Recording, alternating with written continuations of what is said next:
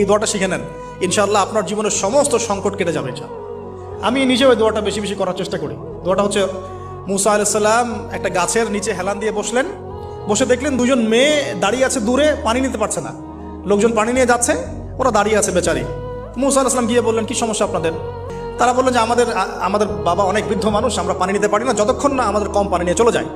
মুসা আলাইহিস সালাম তো একটু বললাম না, ফিজিক্যালি খুব স্ট্রং ছিলেন, থাকে না বডি বিল্ডার, সামনে গিয়ে কথা বলে সরো পানি দিতে দাও, তখন মানুষ একটু মূল্যায়ন করে না। তো মুসা আলাইহিস সালাম এভাবে পানি নিয়ে দিলেন এবং বাছুরদেরকে পানি পান করালেন, করিয়ে গাছের নিচে এসে বসে আছেন। বসে বসে তিনি দোয়া করছেন, এই যে দোয়াটা তিনি দোয়া করছেন, রব্বি, একটা নেক কাজ করলেন, নেক কাজ করলেন না, মানুষের উপকার করলেন, নেক কাজ করে এসে গাছের নিচে বসে দোয়া করছেন, আল্লাহ এখানে তো আমার খাবার পানি বাসস্থান কিছুই নাই, আমি কি করব? রব্বি ইন্নি লিমা আনজালতা ইলাইয়া মিন খায়রিন ফাকির, রব্বি ইন্নি লিমা আনজালতা ইলাইয়া মিন খায়রিন ফাকির।